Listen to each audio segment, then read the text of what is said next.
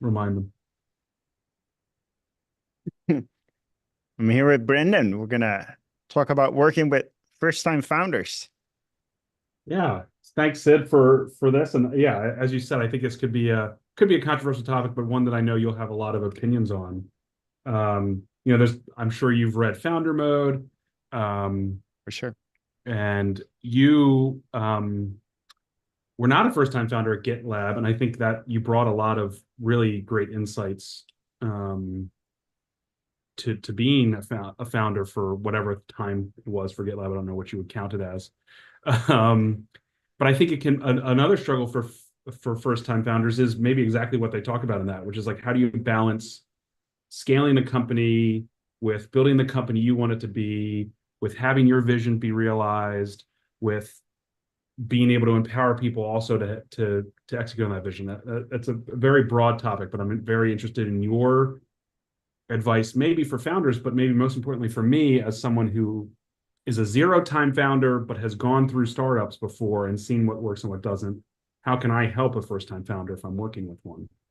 Um, that's kind of that's a lot to talk about, but I'm interested in your opinion on all of it. So happy to hear Yeah, where. thanks. And before GitLab, I had some other companies and I had some other careers, but very quickly GitLab it be, became so big that it was the first time I was doing things for the vast majority of the of the time at GitLab, I did feel like a first time uh, founder or first time encountering that situation. Um, one framework that's been helpful to me is a bit like, when do you kind of delegate and when do you dive in? And the framework I use is situational leadership.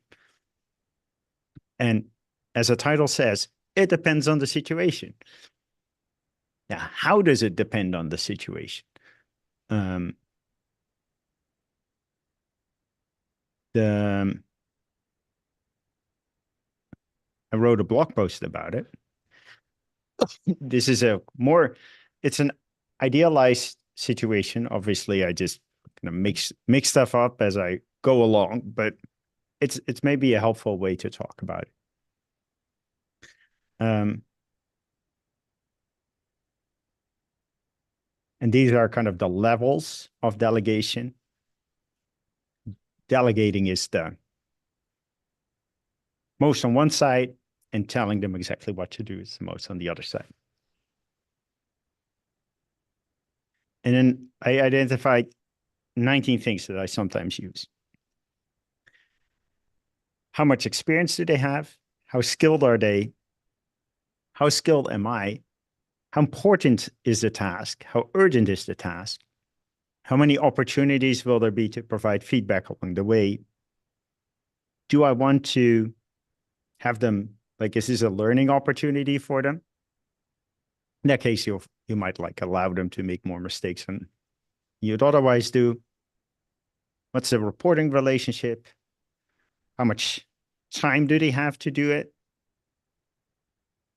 How much time do they need? What's our backup? What's our current solution? Uh, how emotional am I about this? Am I super bothered? Sometimes there's a pixel off on the homepage and you're super bothered, even though it's a small thing. How does the feedback work? What's previous feedback been? How are they feeling? Can I set goals based on metrics? How long do I expect to work with this person? Do they have all the resources they need? Um, and then there's been articles like Founder Mode and things like that. I think Mhm. it's good to kind of say, hey, sometimes, especially in fast growing companies, as a founder, it's okay to get into the weeds and the details and like go more to telling, or how people would say Mhm. micromanaging. But I think it's really important that you don't do that all the time with all the things. Otherwise, you run out of steam yourself and you drive everyone completely nuts. So it depends on the situation. Yeah. And I think that those are a lot of really good things to consider. I think one that is maybe a struggle, especially at a small enough size, is that like time availability, right? And how long would it take me to do it versus how long would it take me to delegate it versus how long would it take me to explain to someone how to do it? Maybe you could expand on how you think about that a little bit. Again, as the person doing the delegating, and then again, I'm interested selfishly on how can I help someone learn some of those skills, right? And some of those delegation skills, right? Yeah. As we're growing together. Yeah, there's always a trade-off between like, I don't know, it makes me think of an XKCD comic. Like, do I automate the task or not? And in this case, automation is like delegation. Yep. But what's going to be important is like all the factors described, but also like, is Brennan going to stay with the organization for a long time or not? Like how often will he repeat this task? How often will the task come up? If it comes up in the future, will Brendan do it or not? Is Brendan going to update the handbook with what he learned? So it's going to be easier for other people to replicate it. Is it maybe better if I do it one time myself so you have something to imitate?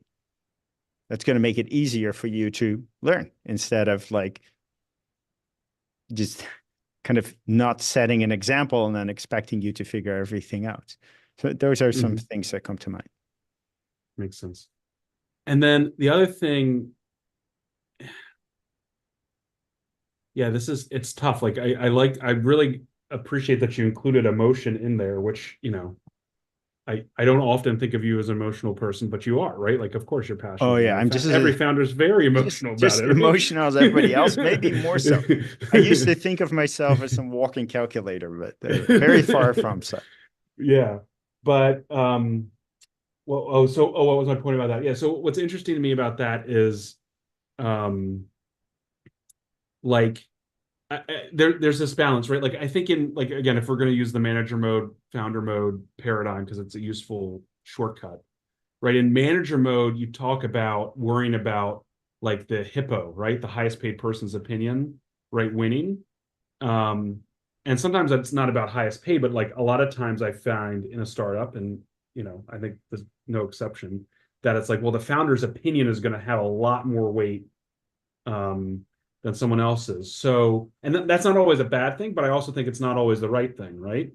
Um, and so, how do you think about, and you talked a little bit about it, the skill, your skill in something versus the person's skill in something. How do you think about hiring experts that know what they're talking about when it comes to something maybe you're not an expert in? I don't know, like finance or marketing, right? Like, again, as you've said, you've been doing it a long time. You're probably an expert in all these things by now. But in an earlier stage, listening to an expert's opinion versus valuing your own opinion based on gut feeling, like that's a hard road, I think, for a lot of founders and a lot of executives that get hired to help founders kind of walk. Yeah. Yeah. Although I learn about the roles, you also keep hiring kind of better, more experienced execs over time. So you kind of keep being behind. They are better Right. at what they do than I am.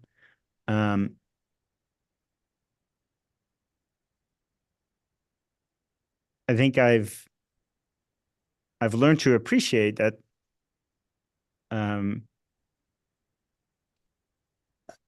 the decision should typically be made by the person doing the work. So GitLab, we call that the DRI framework.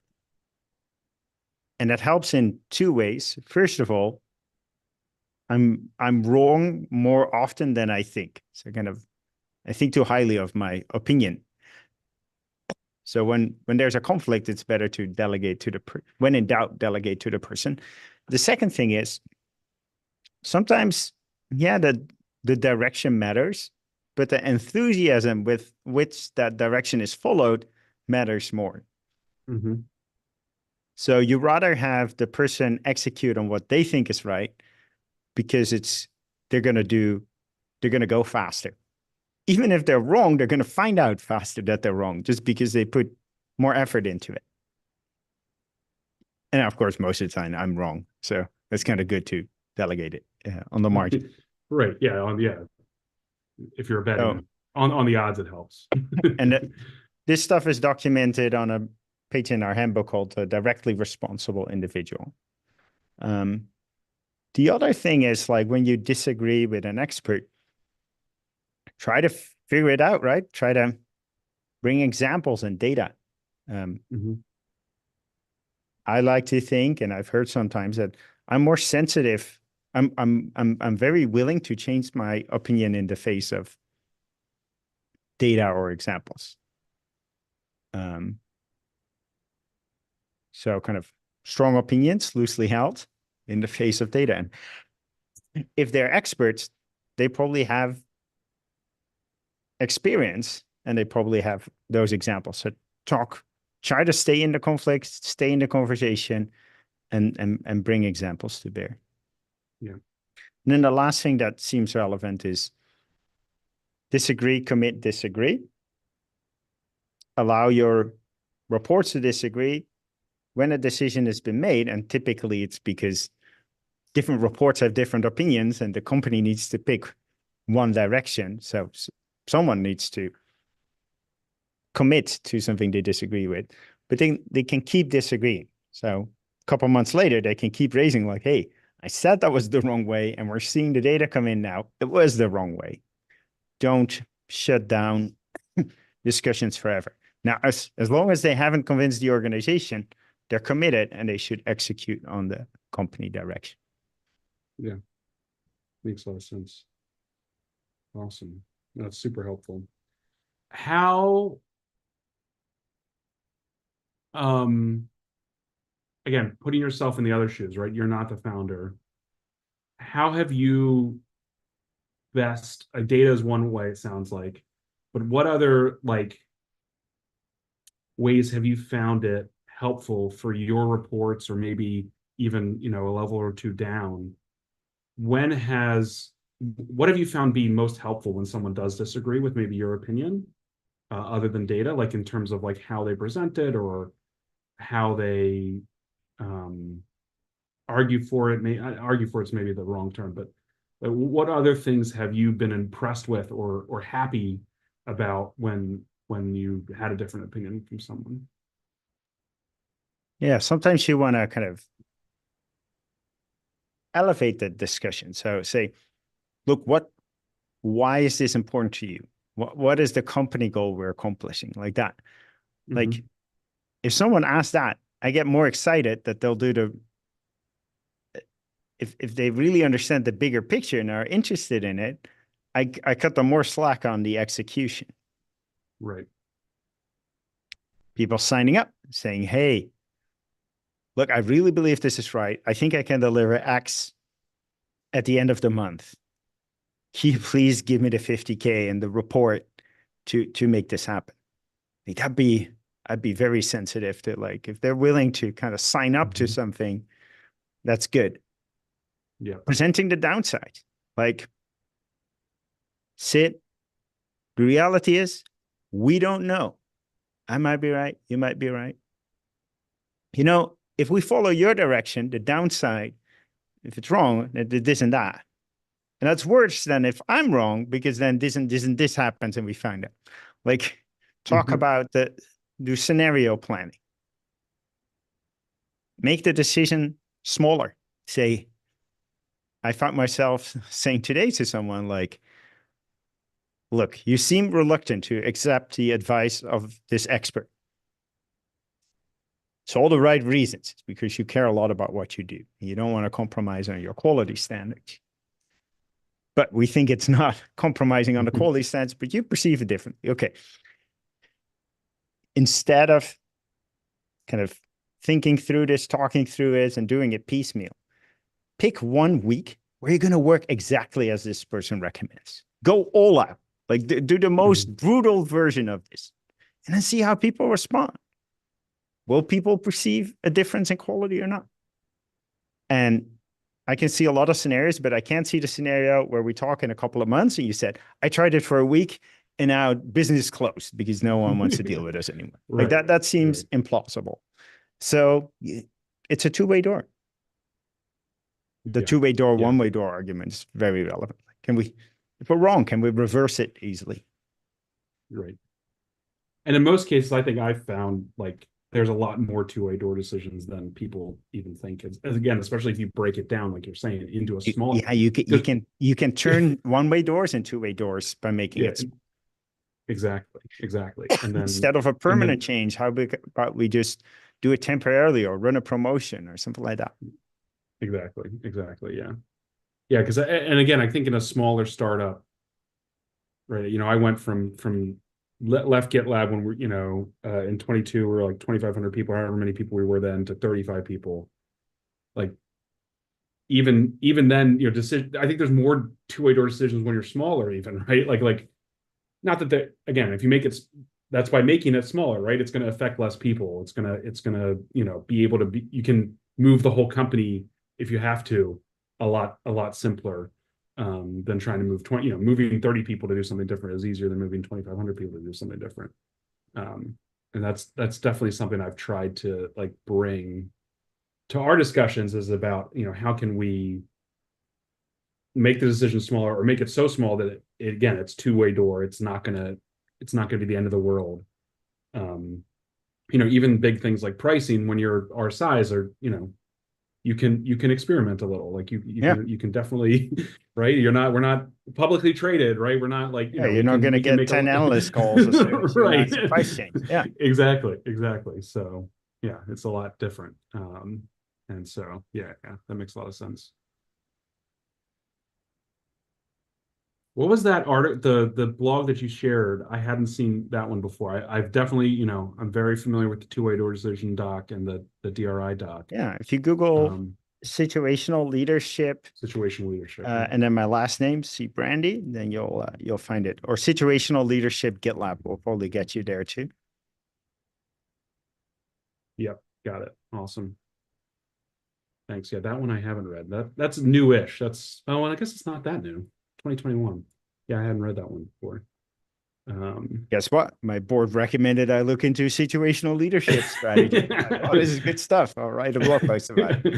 That's awesome. Great. All right. Well, thanks, Sid. I really appreciate it. This has been super too. helpful.